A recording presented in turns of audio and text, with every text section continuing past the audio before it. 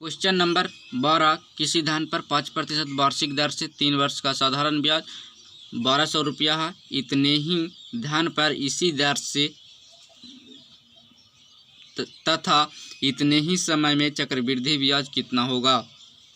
तो इसको मैं जो बोल रहा है तो इसको मैं सबसे पहले तो 3 वर्ष का साधारण ब्याज दिया हुआ है।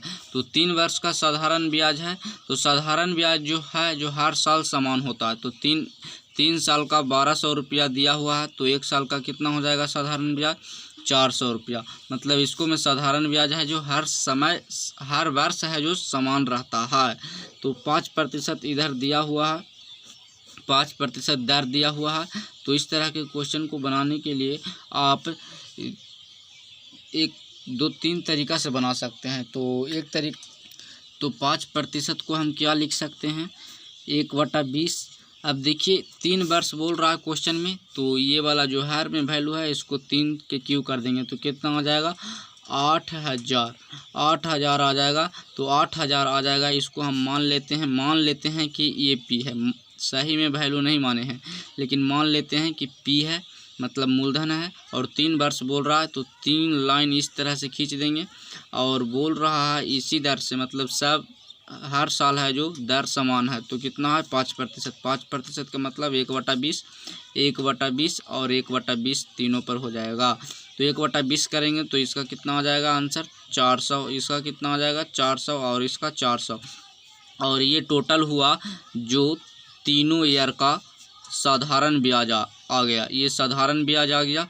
तो इस साधारण ब्याज टोटल कितना आ गया 400 तो 1200 आ गया।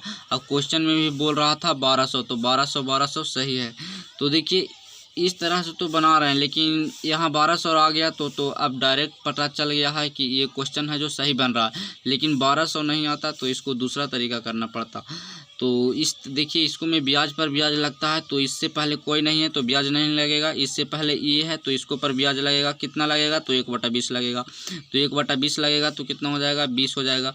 और इससे पहले ये है तो इससे ब्याज लगेगा तो 1/20 इसको पर लगेगा तो ये वाला वैल्यू 20 आ जाएगा। इससे पहले तो ये भी था तो इसको पर भी ब्याज लगेगा तो 20 हो जाएगा।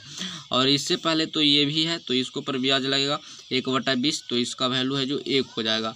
अब देखिए पूछ रहा है क्वेश्चन में चक्रवृद्धि ब्याज कितना होगा। तो ये तो टोटल साधारण ब्याज हुआ, साधारण ब्याज इतना, और चक्रवृद्धि ब्याज जो आया ये सब ब्याज पर ब्याज लगा तो ये सब जोड़ देंगे तो कितना और बढ़ गया 20 20 40 40 20 60 60 और 61, मतलब 1200 में 61 और जुट गया तो कितना हो गया 1261 रुपया है जो चक्रवृद्धि ब्याज, जो इसका सही आंसर है। तो देखिए यहाँ पर 1200 आ गया तो डायरेक्ट यहाँ आंसर लिख दिए, और नहीं आता तो इसको दूसरा तरीका से करना पड़ता।